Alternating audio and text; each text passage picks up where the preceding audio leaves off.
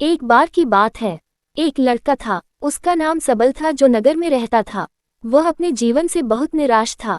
उनकी निराशा का कारण ये था कि वह अब तक अपने जीवन में कुछ नहीं कर रहा था। उसके माता पिता उसे ताने मारते थे कि आपके सभी मित्र कुछ न कुछ कर रहे हैं, लेकिन आप अभी भी घर बैठे हैं। दोस्तों के बीच भी अक्सर उनका मजाक उड़ाया जाता था। वह कहीं जाता तो लोग उससे पूछते कि आप क्या कर रहे हैं। उसे यह बताने में भी शर्म आ रही थी। वह कुछ नहीं कर रहा था। धीरे धीरे उसने रिश्तेदारों से मिलना जुलना कम कर दिया और लोगों से मिलना भी बंद कर दिया। वह ज्यादातर समय घर पर ही रहता है। वह अकेला रोता है और भगवान को कोसता है और अपनी किस्मत को दोष देता है। अब उसे अपना जीवन बोझ लगने लगा था। कभी कभी वह सोचता कि कब वह कुछ करने के योग्य बनेगा, और फिर वह सोचता कि जिंदा रहने से अच्छा मर जाना है। एक दिन वह अपने नगर की एक गली से गुजर रहा था।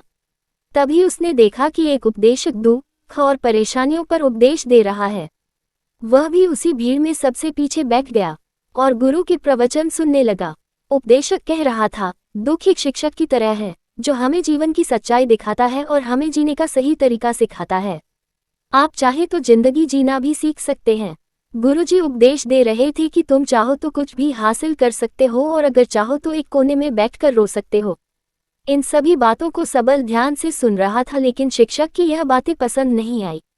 उसने खड़े होकर कहा कि कुछ भी सिखाने से दुख दूर नहीं होता। इसमें केवल दर्द होता है। दुख की पीड़ा अनंत है। ऐसा लगता है कि इसके बाद कुछ होने वाला नहीं है। इससे कुछ भी फर्क नहीं पड़ता है। इसके सामने तो मौत भी छोटी लगती है। उपदेशक ने कहा, फिर तुम्हारा दुख क्या है? सबल ने उसके सामने अपनी सारी व्यथा सुनाई और पूछा, मेरे दुख का कोई उपाय है तुम्हारे पास? ये सुनकर शिक्षक मुस्कुराए और बोले, तुम उस दिन मेरे पास आओ जब आपके जीवन में वास्तविक दर्द हो। मैं आपकी समस्या का समाधान अवश्य करूंगा। ये कहकर गुरु वहां से चला गया। सबल ने सोचा, कहीं मेरा दुख नकली तो नहीं है? क्या मैं जिस दर्द से गुजर रहा हूं वह नकली है? मेरा दुख कोई नहीं समझ सकता। जब माँ बाप नहीं समझते तो गुरु क्या समझेगा? उनके दुखों से व्यथित होकर सबल ने एक फैसला लिया कि अब वह कुछ करेगा।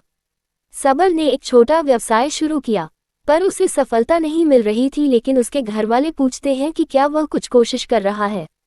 वह अपने व्यवसाय में लगा रहा और धीरे धीरे उन्हें सफलता मिलने लगी। फिर उसने गति पकड़ी और केवल 3 साल के अंदर ही वह एक बड़ा बिजनेसमैन बन गया। अब सबल के आसपास ऐसे कई लोग थे जो उसकी परवाह करता था, जो उससे प्यार करता था। अब उनके परिवार के सदस्य भी उसकी तारीफ करते नहीं थक रहे थे। दिन ब दिन उसके मित्रों की संख्या बढ़ती जा रही थी। अब वह अपनी जिंदगी से बहुत खुश था। उनके कुछ दोस्तों ने उन्हें सलाह दी कि जब आप एक बड़ा बिजनेसमैन बनकर बहुत खुश हैं, तो सोचिए आपको कितनी खुशी होगी अगर आप इस शहर और इस राज्य के सबसे बड़े बिजनेसमैन बन जाते हैं। कितने लोग आपसे जुड़ना चाहेंगे, आपकी कितनी बड़ी ख्याति होगी, और स्वयं राजा भी आपसे दोस्ती करना चाहेंगे और जरूरत पड़ने पर ही आपसे पैसे उधार लेंगे। दोस्तों की यह बात सबल के मन में घर कर गई। अब वह और पैसे कमाने की कोशिश करने लगा, लेकिन उसे ये सब बहुत ही जल्दी चाहिए था। वह समय बर्बाद नहीं करना चाहता था। उनका अधिकांश समय इन चीजों को प्राप्त करने में गलाने लगा, इसलिए वह ऐसे काम करने लगा जो सही नहीं था। उसने बड़ा उधार लेना शुरू कर दिया। उसके दोस्तों से पैसे की मात्रा और अधिक मुनाफा कमाने के लालच में वह अपने माल में मिलावट करने लगा। उसने अन्य व्यापारियों के खिलाफ भी साजिश रची और उन्हें डराया धमकाया। जैसा उसके दोस्त कहते थे वैसा ही करता था। वह इन तरीकों से ज्यादा पैसा कमा रहा था, पर अब उसके जीवन में पहले जैसा चैन न था। उनके मन की शांति गायब हो गई थी और वह रात को सो नहीं पाता था। वह हंगामे में रहता था। वह सब कुछ पाकर भी उन्हें किसी चीज में सुख नहीं मिल रहा था। एक दिन सबल अपनी गाड़ी में कहीं जा रहा था। तभी रास्ते में उन्हें उपदेशक का आश्रम दिखाई दिया। वह रुका और गुरु के पास जाकर बोला, संत, आपने मुझे मेरे पास आने के लिए कहा था जब मेरे जीवन में सच्चा दुख आता है। अब मैं बहुत दुखी हूं कि मेरी नींद हराम हो गई है। मुझे कहीं भी शांति नहीं मिल रही है। कितने लोग आपसे जुड़ना चाहेंगे, आपकी कितनी बड़ी ख्याति होगी, और स्वयं राजा भी आपसे दोस्ती करना चाहेंगे और जरूरत पड़ने पर ही आपसे पैसे उधार लेंगे। दोस्तों की यह बात सबल के मन में घर कर गई। अब वह और पैसे कमाने की कोशिश करने लगा, लेकिन उसे ये सब बहुत ही जल्दी चाहिए था। वह समय बर्बाद नहीं करना चाहता था। उनका अधिकांश समय इन चीजों को प्राप्त करने में गलाने लगा, इसलिए वह ऐसे काम करने लगा जो सही नहीं था। उसने बड़ा उधार लेना शुरू कर दिया। उसके दोस्तों से पैसे की मात्रा और अधिक मुनाफा कमाने के लालच में वह अपने माल में मिलावट करने लगा। उसने अन्य व्यापारियों के खिलाफ भी साजिश रची और उन्हें डराया धमकाया, जैसा उसके दोस्त कहते थे वैसा ही करता था।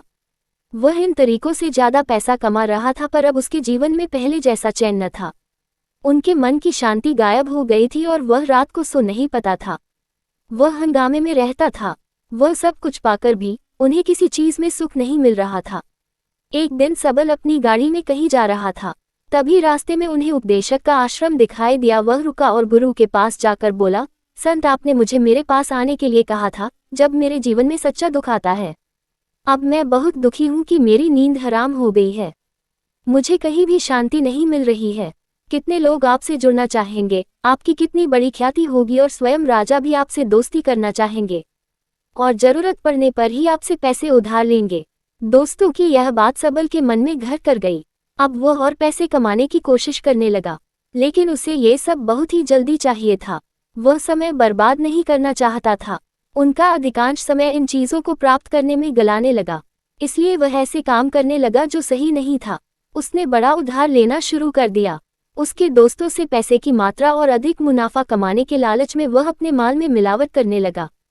उसने अन्य व्यापारियों के खिलाफ भी साजिश रची और उन्हें डराया धमकाया, जैसा उसके दोस्त कहते थे वैसा ही करता था। वह इन तरीकों से ज्यादा पैसा कमा रहा था, पर अब उसके जीवन में पहले जैसा चैन न था। उनके मन की शांति गायब हो गई थी और वह रात को सो नहीं पाता था। वह हंगामे में रहता था। वह सब कुछ पाकर भी उन्हें किसी चीज में सुख नहीं मिल रहा था। एक दिन सबल अपनी गाड़ी में कहीं जा रहा था। तभी रास्ते में उन्हें उपदेशक का आश्रम दिखाई दिया। वह रुका और गुरु के पास जाकर बोला, संत, आपने मुझे मेरे पास आने के लिए कहा था जब मेरे जीवन में सच्चा दुख आता है। अब मैं बहुत दुखी हूं कि मेरी नींद हराम हो गई है। मुझे कहीं भी शांति नहीं मिल रही है। इस प्रकार सबल ने अपनी सारी समस्याएं गुरु को बता दी। गुरु ने कहा, जब तुम पहली बार मुझसे मिलने आए थे तब भी तुम किसी दुख में थे। आपने उस दर्द से क्या सीखा? सबल ने कहा कि सिर्फ सोचने और चिंता करने से कुछ नहीं होता। आपकी दृष्टि को सच करने के लिए ये कार्रवाई करता है, और सिर्फ काम करने से कुछ नहीं होता, परिणाम भी मिलना चाहिए। जब आपको लगता है कि आपका लक्ष्य हासिल नहीं होने वाला, तब राह में चाहे कितनी भी मुश्किलें आ जाएं, मन कितना भी निराश क्यों न हो, कितना भी लगता हो कि अब कुछ नहीं होने वाला है, तभी विश्वास करें, मैं जो भी कर रहा हूँ उसमें अवश्य सफल होऊंगा। खुद पर ध्यान दो, लोगों पर नहीं। लोग केवल सफल लोगों का सम्मान करते हैं। कोई कितना भी अच्छा क्यों ना हो, वह हमेशा लोगों की नजरों में बोझ बने रहते हैं। ये सब सुनकर उपदेशक मुस्कुराया और बोला, जब आपके पास है तो यह वास्तविक दुख नहीं है। अपने जीवन में वास्तविक दुख आए तब मेरे पास आओ, मैं उसे ठीक कर दूंगा। सबल ने जाते समय साधु को सोने के सिक्कों से भरा घड़ा भेंट किया। घड़ी को देखकर गुरु ने कहा कि यह मेरे किसी काम का नहीं है। उस पेड़ के नीचे गड्ढा खोदकर गाड़ दो। सबल ने घड़े को पेड़ के नीचे दबा दिया, जैसा कि गुरु ने बताया, और वहां से चला गया। कुछ दिनों से कारोबार ठीक चल रहा था, लेकिन व्यापार के गलत तरीके के कारण धीरे धीरे उसे व्यापार में घाटा होने लगा। उसकी सारी दौलत धीरे धीरे खत्म होने लगी और एक दिन ऐसा भी आया जब उसके पास कुछ भी नहीं बचा और उस पर कर्ज का बोझ चढ़ गया था, परंतु वह निश्चिंत था, क्योंकि उसने अपना सारा कर्ज अपने दोस्तों से लिया था। उसने सोचा कि उसके दोस्त बुरे वक्त में उनके साथ खड़े रहेंगे, लेकिन ऐसा कुछ नहीं हुआ। जैसे ही बुरा वक्त आया, दोस्त पहले उससे कर्ज मांगने लगे। अगर उसने कर्ज नहीं लौटाया, उन्होंने उसे जान से मारने की धमकी भी दी। उनके सभी शुभचिंतक और प्रियजन उससे दूर हो गए। उसके दोस्त जो उसके साथ मस्ती किया करते थे, अब उससे दूर भाग रहे थे। उसका परिवार उसकी गलतियां और कमियां गिनने लगा। उनकी सारी संपत्ति नीलाम कर दी गई और उसके पास कुछ भी न बचा। जब उसने अपने पिता से मदद मांगी, पिता ने कहा कि मेरे पास थोड़ी सी संपत्ति है, मैं तुम्हारी माँ को क्या कहूँगा अगर मैं तुम्हें दे दूँ। ये संपत्ति हमारा अंतिम उपाय है। सबल के मन में गहरा दुख छा गया। उसके आसपास कोई नहीं था जो उनके दुख को समझ सके, जो उसे संभाल सके। जनता के इस विश्वासघात के कारण वह अंदर से टूट चुका था। वह सोचने लगा कि अब जीने का क्या मतलब है, अब मौत ही मेरा सहारा है। वह आत्महत्या करने के लिए पहाड़ी पर जा रहा था, तब से उसे याद आया कि उस शिक्षक ने उससे कहा था, मेरे पास आओ जब तुम्हारे जीवन में वास्तविक दुख हो। सबल गुरु के पास गया और अपनी सारी व्यथा सुनाए। आंखों में आंसू लिए उसने कहा, हे गुरुजी, मेरे दुख का निवारण कीजिए। गुरु ने कहा, जब जीवन में असली दुख होता है तब मेरे पास आ जाना, मैं इसे जरूर ठीक करूंगा। सबल ने कहा कि ये क्या हो रहा है, मेरी जिंदगी में अभी दुख नहीं है तो आखिर असली दुख क्या है। गुरुजी ने सबसे कहा कि पहले आप मुझे बताओ, आपने अपने दुख से क्या सीखा। सबल ने कहा कि मैंने वह सीखा, जो लोग हमारे जीवन में आते हैं वह हमारी सफलता और प्रगति के कारण वो हमें धोखा जरूर देंगे, क्योंकि बुरे समय में वे हमारे साथ नहीं खड़े होंगे। वे अच्छे समय में ही हमारा फायदा उठाएंगे और बुरे समय में हमें छोड़ देंगे। उन लोगों पर ही भरोसा करें जो हमारे बुरे समय में हमारे साथ खड़े रहते हैं, लेकिन ऐसे लोग बहुत कम होते हैं, लेकिन जिनके पास है उन्हें उनकी सराहना करनी चाहिए, उनका अपमान नहीं करना चाहिए। मैंने कभी भी किसी के खिलाफ साजिश नहीं रखना चाहिए। अपना काम ईमानदारी और धैर्य से करें और कभी लालची मत बनो। अपने सारे दुख दर्द और अनुभव बयां करने के बाद सबल गुरुजी के सामने आंखों में आंसू लिए बैठ गया। कुछ देर बाद साधु उठे और पेड़ के नीचे एक गड्ढा खोदा और घड़ा निकाल लिया, जो सोने के सिक्कों से भरा हुआ था। उसने सबल को देखकर कहा, मेरे पास आओ जब तुम्हारे जीवन में वास्तविक दुख हो। सबल ने अपने शिक्षक को धन्यवाद दिया और उसे प्रणाम करके चला गया। उस पैसे से उन्होंने एक छोटा सा व्यवसाय शुरू किया। अब वह छोटा व्यापारी बनकर भी खुश हैं।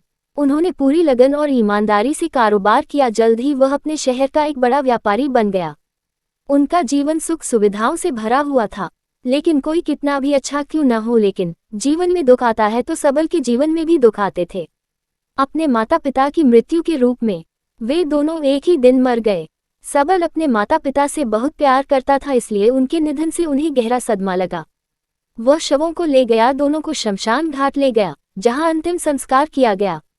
वहां उसने अपने माता पिता का शव जलता हुआ देखा तो उनका मन बेचैन हो उठा। उसके मन में कई सवाल उठने लगे। वह घर वापस आ गया, इसलिए उसने अपने माता पिता के घर और संपत्ति को देखा, जिसके लिए उनके पिता हमेशा लड़ते रहे। आज जो छूटा पड़ा है, जिन्होंने इसकी देखभाल की, इसके लिए लड़ने वाले इस दुनिया से चले गए। उसके पिता ने जो कुछ कमाया वह सब यहीं रह गया। एक दिन पहले तक उसके पिता मारपीट करते थे किसी के साथ उसकी संपत्ति के लिए। आज वो खुद इस दुनिया से चले गए। उसका मन ऐसे अनेक विचारों के बवंडर में था। वह अंदर से अकेला और डरा हुआ महसूस कर रहा था। वह खाली महसूस कर रहा था। उसे लगा कि कुछ है, वह समझ नहीं सका, इसलिए वह गुरु के पास गया। उसे देखकर गुरुजी ने कहा, क्या जीवन में कोई दुख है? सबल ने कहा, वैसे तो जीवन में कोई दुख नहीं है, सब कुछ अच्छा चल रहा है, लेकिन आज मेरे माता पिता का देहांत हो गया है। मैं इस घटना से बेहद दुखी और परेशान हूँ। गुरुजी ने कहा, इसमें दुखी होने की क्या बात है?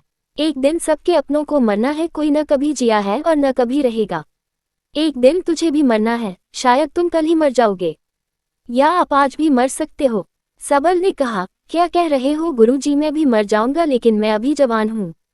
गुरु ने कहा कि सब जी रहे हैं इस भ्रम में कि मृत्यु केवल दूसरों को आती है, बड़ों के पास ही आती है, लेकिन जवान और बूढ़े मर जाते हैं, बच्चे मर जाते हैं।